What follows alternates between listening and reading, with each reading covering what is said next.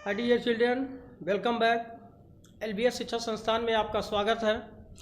बच्चों, आज हम ग्रामर पोर्शन में चलिए पढ़ेंगे कि use of each every, either and neither. Each every का मतलब आप जानते हैं कि प्रत्येक। ईच एवरी माने प्रत्येक, और आइदर मतलब या तो, नाइदर मतलब ना तो। आज इनके हम यूज पढ़ेंगे कि इनको हम किस कंडीशन पर किस जगह कैसे यूज करेंगे।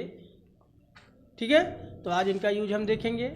तो देखिए, यूज ऑफ ईच एवरी, पहले हम ईच एवरी का प्रयोग देखते हैं। कहता है कि ईच एवरी यानी दोनों शब्दों का अर्थ प्रत्येक है। यानी ईच और एवरी, इन दोनों शब्दों का अर्थ क्या होता है? प्रत्येक। ठीक है, किंतु एवरी शब्द अधिक जोरदार है। लेकिन ईच एवरी में जो एवरी शब्द है, ठीक है, इट इज मोस्ट पावरफुल, यह बहुत ही शक्तिशाली है, यह अधिक जोरदार है। कहता है ईच का प्रयोग दो या दो से अधिक के लिए किया जाता है। ईच का प्रयोग कहाँ करते हैं? दो या दो से अधिक, यानी दो लोग होंगे तो हमको दूसरा चीज प्रयोग करना है, और दो या दो से अधिक होंगे तो दो या दो से अधिक के लिए प्रयोग किसका करेंगे? ईच का। तो ये कहता है कि ईच का प्रयोग दो या दो से अधिक के लिए होता है। ठीक है, परंतु कहता है परंतु, ठीक, एवरी सदैव कहता है परंतु एवरी सदैव दो से अधिक के लिए प्रयोग होता है। परंतु एवरी सदैव दो से अधिक के लिए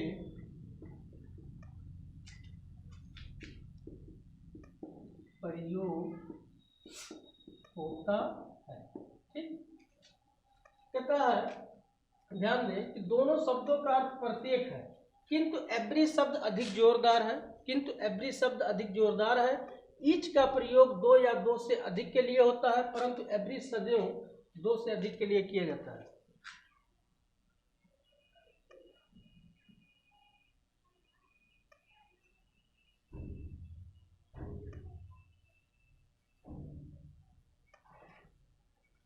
तो दोनों शब्दों का अर्थ प्रत्येक है, किंतु एवरी शब्द अधिक जोरदार है। ईच का प्रयोग दो या दो से अधिक के लिए, ईच का प्रयोग दो या दो से अधिक के लिए होता है, परंतु एवरी सदैव दो से अधिक के लिए प्रयोग होता है।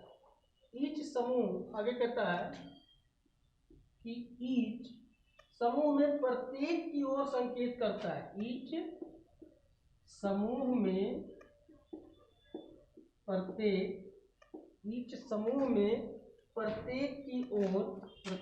की ओर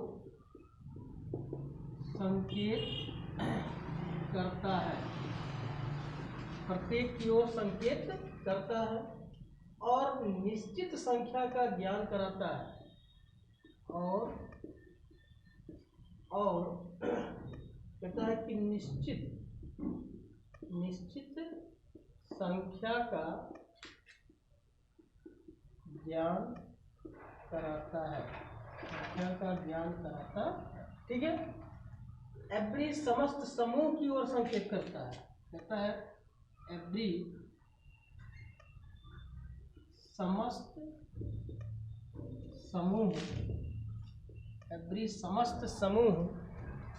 की ओर संकेत करता है।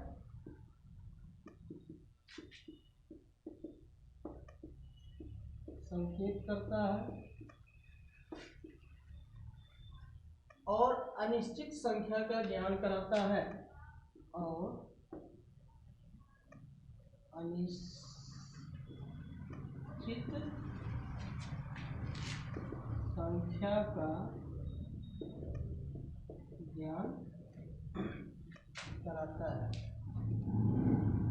ठीक है, तो ये चीजें आप देखिए, समझिए। जैसे आपका लिखा है कि ईच ऑफ द टू, ठीक, ईच ऑफ द टू, कहता है each of the two boys is present. ठीक, each of the two boys is present. अगला है कि every seat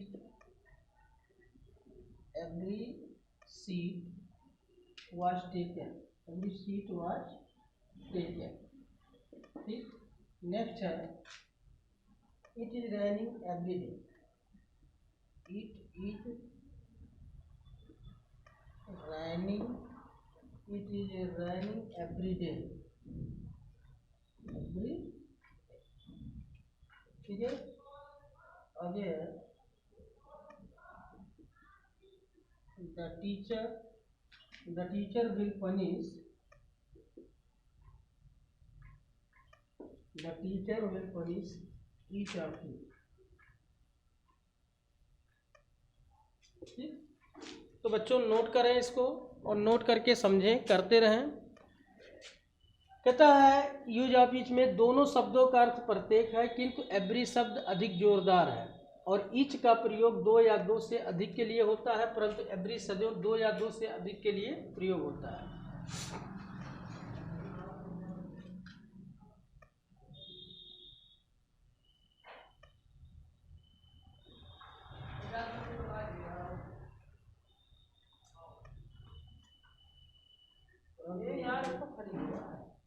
एवरी सदैव दो से अधिक के लिए होता है। ठीक, तो इसको नोट करें और करते रहें। चलिए अगला देखते हैं।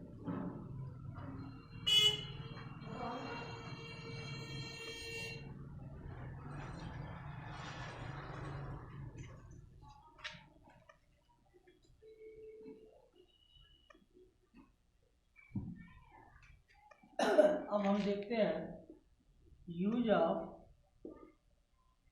Either and neither, either and neither, either माने या तो, नाइदर माने ना तो। ठीक है, देखिए इसका प्रयोग कहाँ होता है।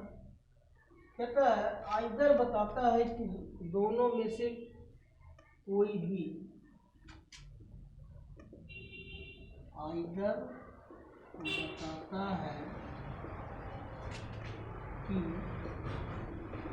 दोनों में से, आइदर बताता है कि दोनों में से कोई भी, दोनों में से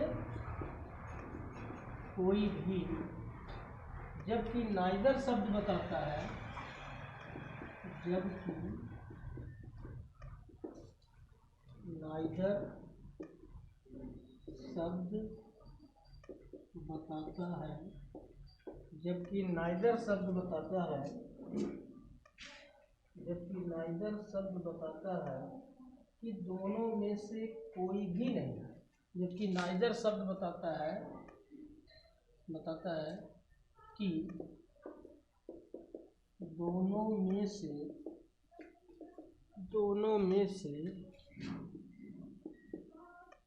कोई भी नहीं। ठीक, दोनों में से कोई भी नहीं। ठीक, जैसे यदि वाक्य में नॉर का प्रयोग हो, कहता है जैसे यदि वाक्य में नॉर का प्रयोग हो, यदि वाक्य में नॉर का प्रयोग हो, ठीक है, तो नाइदर लगाते हैं, तो नाइदर लगाते हैं, तो नाइदर लगाते हैं। ठीक, और जिस वाक्य में और का प्रयोग हो,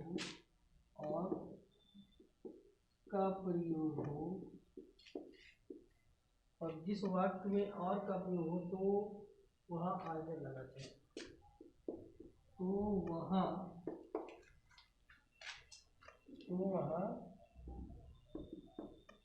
आइदर लगाते।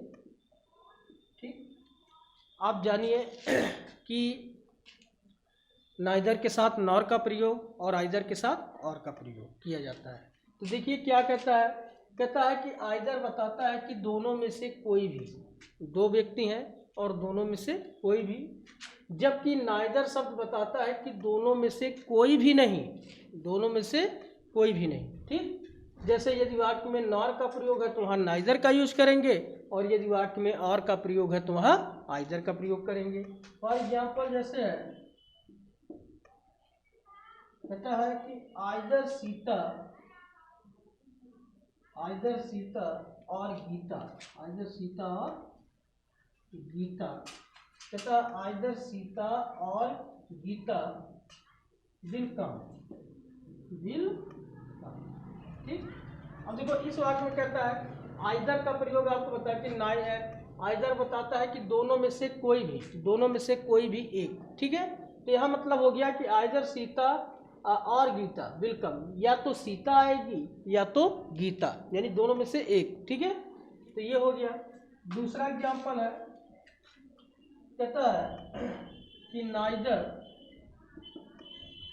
कहता है कि neither Sita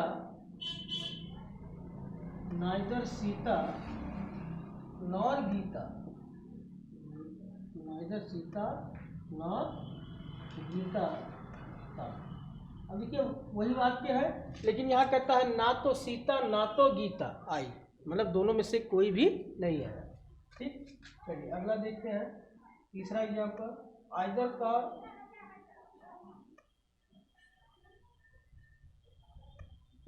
EITHER, either car will do. ठीक, दूसरा अगला है यानी EITHER, neither car will do. ठीक,